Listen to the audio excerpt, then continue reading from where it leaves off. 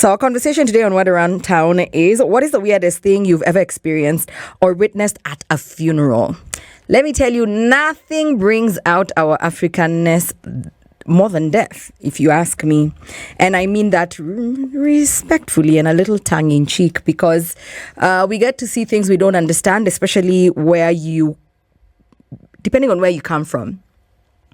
I had never been to, I'll say Nilot, or people who are not from Central and Eastern Province, because we take death very differently. Yeah? Very, very, very differently. The first time I ever noticed anything odd, I was with my friend and we were in Langata and just messing about, after school. In fact, that period between high school and college. And this guy's mom, his name is Ben. Ben's mom just comes, packs her moti very easily, and then she notices there's a lot going on. It was their next door neighbor, and they had brought the body home for like a viewing. And their mom just lost her marbles and started crying. She removed her shoes. She cried and cried and cried and screamed and screamed and screamed. My friend Ben is Luya. And the mom cries and the mom cries and the mom cries. And I kid you not, after she stops crying, she asks what's the name of their neighbor. By the way, jirani wetu anakuanga anaitwa nani? I'm like, what? I'm like, wait. I didn't even know God was loading that I was going to see more of that later. And if you know, as Kambas, Kikuyus, Embus, Merus, we are very calm when we are bereaved. So it's quiet, there's no celebration. We don't do celebration of life like our brothers and sisters from Western Kenya and Nyanza, and that includes some Bantus, the Kisis and the Luyas in tow. They mourn very loudly. They celebrate the life of the person, their dearly departed. So they will have some grandiose burials with bars and caterers, and us guys by at the minute that person hits the ground like this, just time out. Everybody goes back your digs, and that's about it. In fact, if you look mildly amused, if you even smile wrong in Cumberland, you look like mission accomplished. You killed this person. Your spells and your charms worked. So you can't look like you're celebrating anything. We did not celebrate anything. But the weird things that you'll always see, they're only weird because we are very different in customs. Our traditions are different, and also just regional things and also upbringing. So we're not very flamboyant when it comes to. We don't spend a lot also on our funerals. We don't disco matanga. We don't. It's just, in fact, I was laughing with my friend, with my two friends. I was telling my friend Jerry, and I was telling my friend Mildred.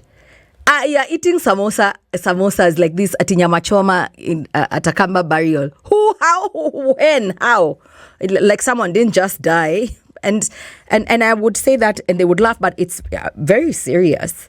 And first, let's start from the weirdest things. Hi, teacher me.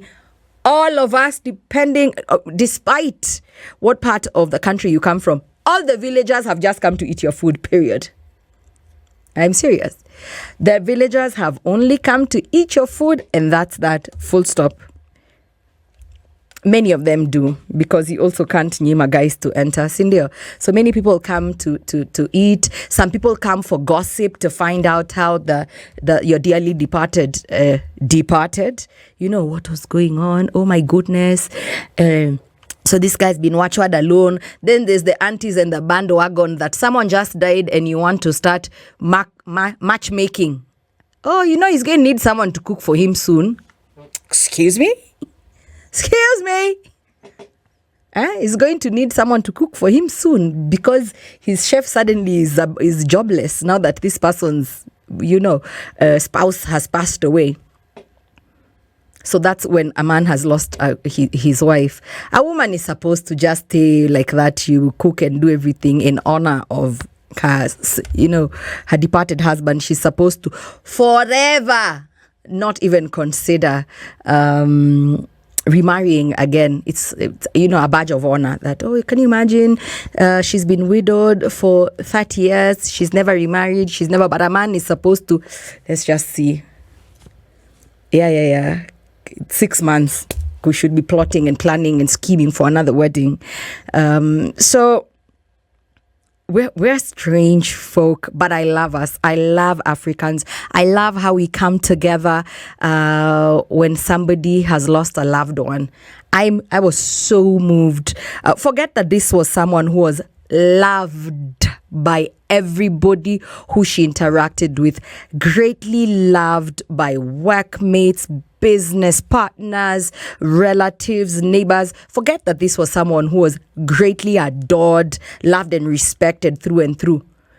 Just as long as someone has died in your family, Africans will always come together and just be there for the family. And that's the one thing that I love the most about us, that even with our weirdness, we understand the assignment. So the question is today, or rather the discussion is, what is the weirdest thing you've ever experienced or witnessed at a funeral?